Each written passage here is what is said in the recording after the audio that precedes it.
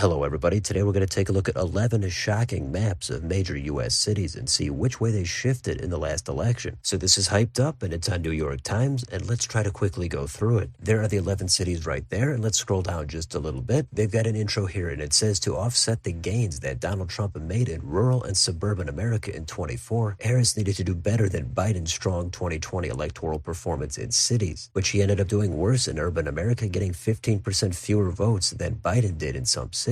So this is a precinct level analysis from New York Times. The first city is going to be Atlanta, and we're going to have 3 maps for each. The left map shows your standard precinct shifts between 2020 and 2024. The bigger the arrow, the bigger the shift. And there are a lot more red arrows on here, but there's also some blue ones. These highlighted shaded areas are indicated as white precincts, and those are actually where most of the blue arrows are. Most of the biggest shifts toward Trump are going to be areas where there was not a majority of white voters. And with white voters, you've also got to consider college education. That's one of the few, if not the only demographic that Harris actually made some gains with. Now the middle map shows where Harris's raw vote total increased or decreased. And there are some big spikes and some big drop-offs here. They're scattered all over the place. But once you even everything out, Harris is going to have a little bit of a decline. Now the right map is the same thing for Trump. Now he has very few spikes. Most of these changes are minimal. And again, it's scattered all over, but it looks like Trump might have went up just very slightly. But once you combine that with Harris's decline, that's going to be how Trump made some gains overall in this city. And underneath it even says that in Atlanta and its suburbs, both candidates found new voters. But then it said Harris's gains in precincts where white voters were the largest racial or ethnic group were canceled out by losses elsewhere. Now, not a huge Hispanic vote in Atlanta, but this kind of sets the stage for what we're going to see coming up. Next, we can go into Chicago. And this first map says a lot. Look at all those gigantic arrows pointing up and to the right. And the highlighted areas here are going to be Hispanic precincts. And by now, that's where everybody knows Trump had made significant gains. And this completely backs that up. The non-Hispanic precincts also did move toward Trump for the most part. There's a few exceptions, but those arrows are way less pronounced. And in the middle, if you look at Harris's turnout, there's maybe 1 or 2 spikes in there, but it's almost universally down across the board, and not by a little bit either. It's by a significant margin. And then on the right map, Trump's gains, not that dramatic, but once you add all those precincts up, especially in the Hispanic areas, that's how Trump was able to do some damage here in this extremely blue county. It says Chicago is emblematic of the chief problem the Harris campaign faced in urban areas, a big decline in votes in Democratic strongholds. Even though Harris won the city by a 58-point margin, she lost ground in nearly every precinct. Trump made smaller gains across the board, but Harris's losses were much steeper. Let's keep going into Wayne County, Michigan. We've got Detroit. On the left map, we've got more significant red arrows, and those highlighted areas this time are going to be precincts where Arabs are the largest ethnic group. And so it's wild to see that Trump's best gains were in those areas. The rest of it, not a whole lot of movement there, but those arrows do slightly go in Trump's direction. In the middle, we've got Harris's turnout, and it's another big drop-off, especially in those Arab precincts. And on the right, that's where Trump made his gains, and if you add all that up, that's how Trump had a big shift in Wayne County. Underneath, it says Harris struggled to capture the support of Arab American voters, many of whom had been turned off by the Biden administration's Middle East policies. And we were hearing a lot about Dearborn for this entire election. It turns out it did end up playing a role. Next, let's head south to Houston. And it is in Harris County, but her name did not help her here at all. She struggled in and around the city. On the left, it's again a ton of red arrows. The highlighted areas on this one are going to be Hispanic precincts where the median income is less than $50,000. So that's clearly going to be working class. And that's again where the biggest shifts occurred. If you go to the middle, Harris's support clearly down across the board. A couple of scattered spikes, but it's nothing compared to the overall decline. On the right, Trump's vote, it's up a little bit, but not entirely across every precinct. In the Southwest, some of his vote is down. So not a massive bounce here for Trump, but if you compare that to Harris's losses, it does actually look pretty significant. All right, let's head out west. Let's go to Las Vegas. The left map again, a ton of red arrows.